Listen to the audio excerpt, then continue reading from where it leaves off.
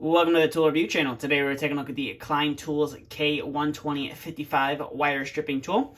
So to start off the video here, as you can see, you have your Klein handles right here, and you have the yellow and blue style of handles, with the handles being mostly blue and the Klein name stamped in yellow on them as well. And then coming to the back of the handles, you can see Made in the USA that is stamped or a part of the rubber molding around the handles, which I do like a lot. And then coming up to the business end of the tool, you have your lock right here. And then you have Made in the USA laser etched onto the surface of the tool. You have your K12055 model number right there. You have the Klein Tools name up top as well. And then you have the Klein logo and the year that the Klein brand was established. And then I believe this G5 is the manufacturing code for when the tool was produced. And then coming up to here, you have your 832 and your 632 bolt cutting holes. And then coming up to there a little bit more, you have your cutting edge right there, which is kind of a weird cutting edge. It's not really a knife. It's kind of more of like a diagonal cutter, pair of wire cutters right there where they just kind of meet. They don't overlap or cross each other. And then coming up to here, you have your different ground stripping holes. So this side, it's for solid. So this pair of pliers can do 10 to 18 gauge solid wire. And then if you flip over to the back, that is 12 to 20 gauge stranded wire. And now since we're looking at the back here, you can see where you will insert your screws if you need to cut them. So as you can see right there, your 632 is laser etched and your 832 is laser etched onto the tool as well. And then coming up to the nose of the plier, you have a nice pair of crosshatch. Actually, no, you don't really have any cross hatching on the pliers. It's relatively a smooth finish right there, which is kind of odd. But as you can see right there, it does have some teeth that go in at least a slant direction. It is kind of odd, or there is some texturing on there. It's just kind of hard to see with the way the metal is, but there is actually some teeth on there. But when you run your hand across it on an angle, it is, it is really smooth. Obviously, if you run it in the opposite direction, you can feel a little bit of texture to it. And as you can see right here, this is your lock function down here, and you have your spring right there as well. Now, the one thing I don't really like about this pair of pliers, or there's actually a couple things I'm not really a fan of, I feel this lock is a little bit harder to operate than it should be. When you have it in the locked position, it's super easy to open up. Obviously, you can see right there, but when you want to relock the tool, it can be a little bit challenging to get that lock to pop out.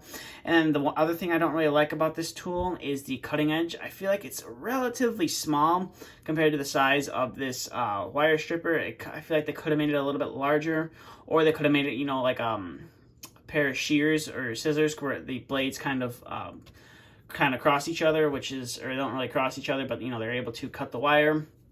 But overall, that is the general look of the tool. Now we're going to go ahead and zoom out and get to some of the functionality of the tool. So I'll go ahead and open that guy up, and as you can see, it does spring open, which is nice.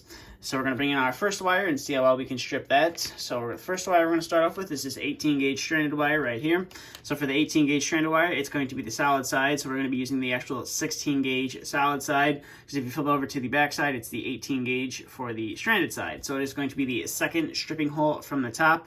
So we'll go ahead and put that wire in there, and we'll just crimp down or push down on it, and as you can see right there, we have no problem whatsoever cutting off that insulation.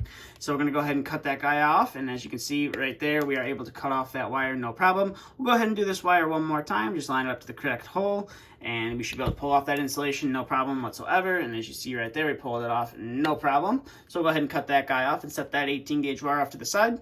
And now we're going to bring in our next 18 gauge wire. So that was 18 gauge stranded wire. Now this is 18 gauge solid wire. So for the 18 gauge solid wire, we are going to be using that very top stripping hole. And we'll go ahead and put the wire in there, and we will strip off that insulation. And as you can see right there, you are able to pull off that insulation and not damage the wire, which is super nice. And as you can see right there, we are able to cut through that 18 gauge solid wire, no problem. And as you can see right there, you are able to strip that 18 gauge wire, no problem whatsoever. So we'll go ahead and cut that off, and we'll set that guy off to the side. And now we're going to bring in some stranded wire. We're going to bring in our 14 gauge stranded wire right here and see how well we can cut that insulation off. We got a little piece of insulation stuck right there. So for the 14 gauge, we're going to be using that second hole from the bottom. So we'll go ahead and put it in that 12 gauge hole on this side, and we'll go ahead and strip that insulation right off. And as you can see right there, you should definitely struggle a little bit with it, but overall, you're able to pull off that insulation, no problem whatsoever. So go ahead and cut that guy off, and we'll go ahead and do that one more time. Now, one thing I did find is when you pull, or when you align the holes and you do go down onto the wire. I do find that you can turn it sometimes and it makes it a little bit easier to pull off that insulation. Some people say I'm crazy for that, but that's just me. I just feel like it's a little bit easier to cut off that insulation, and we'll go ahead and cut that wire off right there. So now we will bring in some 12 gauge stranded wire. So for the 12 gauge stranded wire, we're going to be using that very bottom hole on these strippers right here, and we'll go ahead and strip off that insulation. And as you see right there, you're able to pull off that 12 gauge insulation, no problem whatsoever. And we'll go ahead and cut that off right there. We'll do that one more time. And as you see right there, to pull off that insulation, you can pull it off, no problem. It does kind of help if you have a longer piece of wire. So we'll just go ahead and pull it off like there. But as you can see right there, we are able to pull off that insulation and cut it, no problem whatsoever. See if we can cut that off one more time and strip it nice and clean. So we'll go ahead and reinsert that guy into there, and then we should be able to pull off that insulation, as you see right there, no problem. You just got to use a little bit of force to do it. So we'll go ahead and cut that off, and we'll set that off to the side. Now, unfortunately, can't test 10 gauge stranded wire. They don't have a big enough stripping hole for that, so we'll just go ahead and set that guy off to the side, and we'll bring in some stranded wire right here, or actually, excuse me, some solid wire right here. So this is 14 gauge solid wire. So for the 14 gauge solid wire, it's going to be that very middle hole. So you just line it up and pull off that insulation, no problem whatsoever. And we'll go ahead and cut that off. And we will do that one more time. And as you can see right there, you are able to do it no problem whatsoever. And go ahead and cut that guy off. Now we're bringing our final wire, which is the 12 gauge solid wire, and we'll line it up with that second from the bottom hole, and we'll go ahead and pull off that insulation right there. And you can see you're able to pull it off no problem, or you're able to cut that insulation off no problem. See if we can pull it off here with just the strippers, and as you can see right there, we're able to pull off that insulation no problem, and you are able to cut through that 12 gauge solid wire no problem whatsoever. So overall, these are definitely a nice pair of wire strippers from Klein, but there's a few things and a few flaws that I'm not really a fan of on these. Like I said, the cutting edge and the lock are the two main ones that really kind of bug me. But that's just my personal preference. But, you know, overall, they're definitely a nice pair of wire strippers from Klein. Now, I don't think Klein still produces these anymore at the time of filming this video. Because when you go out and try to look them up on Klein's website, you can't really find them.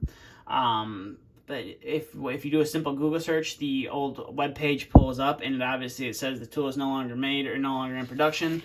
Now, a lot of the Klein retailers, at least at the time of the filming this video, do still have this tool in stock. So I believe you can still find it on Home Depot, Acme Tools, and a couple of other Klein tool retailers. If you want to so pick this up, I was actually able to pick this up at my local supply house. It's kind of funny because the tech that I was with currently at the time, which is the senior tech, I was looking at him and he said, I wouldn't recommend buying those. They don't really have all the stripping holes and they don't really work that great. And, at first I was like, probably should listen to him. And then eventually I decided to just, screw it. I was going to pick them up and decided to pick them up one day since they were still there and the supply house was running a deal on Klein stuff. So I decided to pick it up anyways. And then generally I am pretty happy with it. Like I said, there's a few things that I didn't really like about it. But, every tool is going to have that. Not every tool is going to be perfect for everybody.